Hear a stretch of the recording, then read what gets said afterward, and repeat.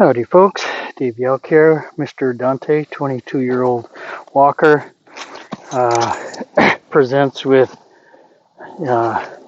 presented with a lot of fear of people, no confidence in himself, very insecure, couldn't walk up to him with tack and put tack on with him at Liberty.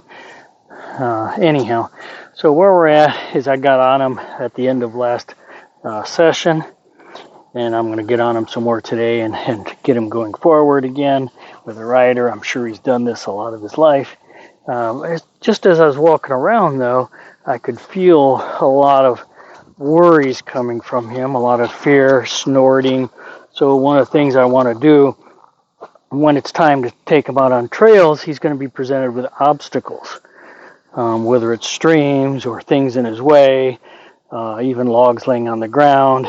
And I'm trying to teach him auto-regulation. And as we stand here, you can see him. He put his head down and he brought it right back up. He just touched me with his muzzle. So he's reaching for me for security, and he's trying to calm himself down. He can't sustain it. He fails.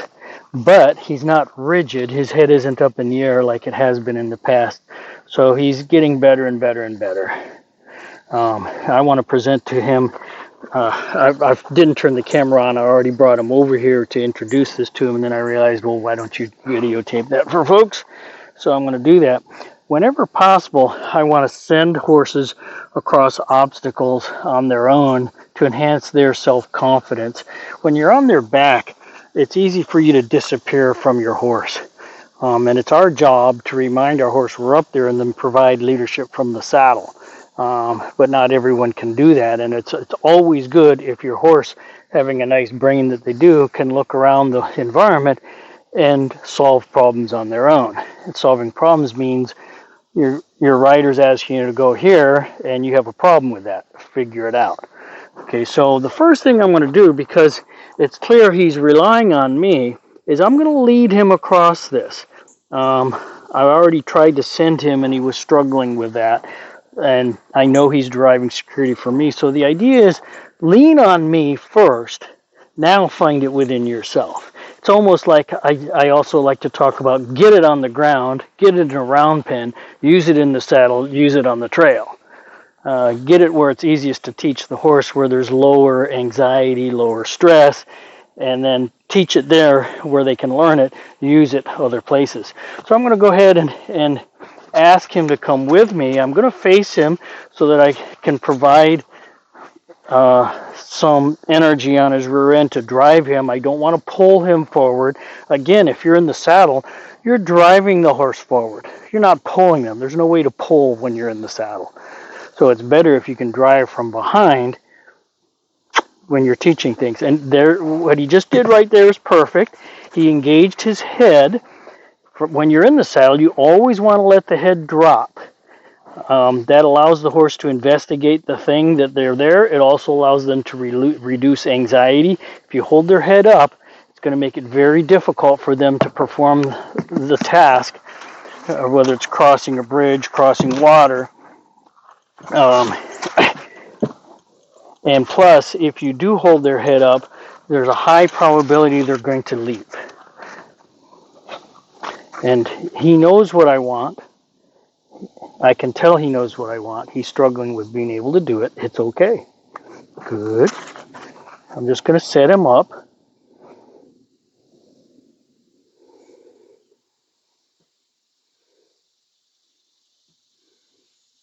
I'm going to actually teach him to investigate if he doesn't do this on his own.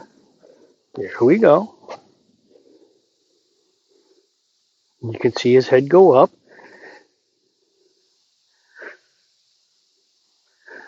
And this is also in the saddle, when you want to direct a horse to go in a particular place, everything is about where this nose is pointed. Same with trailer loading. You got to keep the nose pointed in the trailer, keep the nose pointed in the direction you want to travel. Most of the time, it doesn't matter where the rest of the body goes. Eventually, the rest of the body is going to follow the nose. You can see, there we go. Good. Good. he's licking and chewing. He actually gave me his hip was the first thing, and that's because I taught him a pick-me-up cue, and he's going with that without thinking very well. It's supposed to be a double kiss. It's supposed to be situational, and he was very reactive horse when I first met him, not a responsive horse, and that means he does what he thinks somebody wants him to do without thinking. Reactive. He was taught to be that way, or not taught to be otherwise. So to enhance his confidence in stepping on this, I want to ask him to back off. Plus, it provides me another opportunity to ask him to step on. Once he's on, it can take a lot of the fear away. And so I didn't want him to cross it yet. I do the same thing with trailer loading. 1 foot on the ramp, 1 foot off, 1 foot in the trailer, 1 foot off. Oh.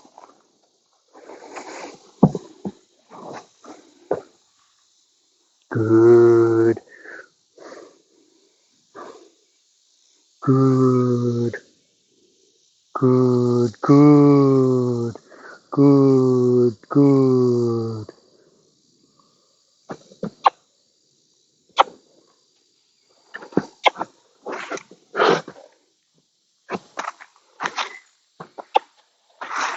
Nope.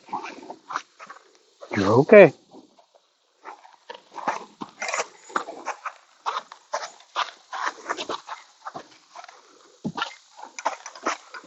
So he's using his pick-me-up command by bringing me his hip. I'm not going to correct him for that. He thinks he's doing what I want him to do. I'll help him discriminate between cues later. Okay, I'm going to ask him to turn while he's on that. He's a mess. Yeah.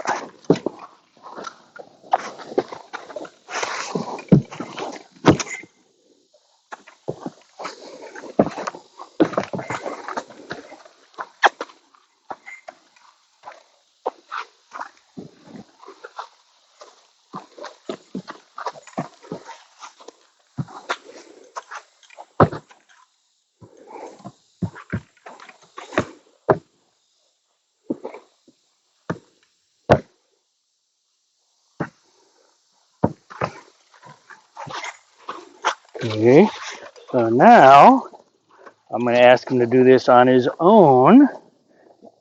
And there's licking and chewing.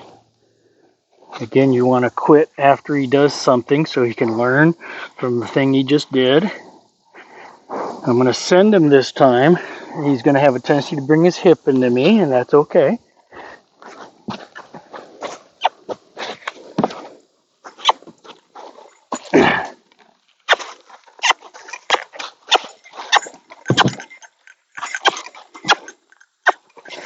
There you go.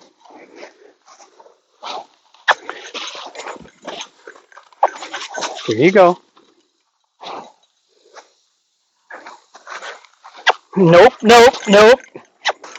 There you go. Nope. Nope. There you go. It's okay. Good. And you can see how his tries, he doesn't ask the question, what do you want? And think about the situation. He just randomly tries things without any brain engaged. And that's what I mean by reactive, jumping around. Okay, it's going to be hard to send him because he wants to bring that hip into me. There you go. And you can see, there, good, good, good, good, good, good, good. Oh, good job. Yes, good job. Good job. Very good. Oh. Okay, because that was so good, and a lot of it was voluntary, which means somewhere in there he did ask himself, I think, what's this guy want me to do? Or he just wanted to get off of it. It's hard to say. But regardless, I don't care the reason. I'm not going to repeat that. When somebody does something really good for you that you're trying to teach them, and they get it the first time, quit. Alrighty, so I'm gonna call that. Well, how much time we got? 10 minutes. I'm gonna leave the camera running then. I'll just put this. I'll go put his bridle on and get on this guy. Okay. Let's see if I can. Oops! I know I have to kill. Let's turn it off to change the to ultra wide. Okay. So this is part one of at least two. Bye.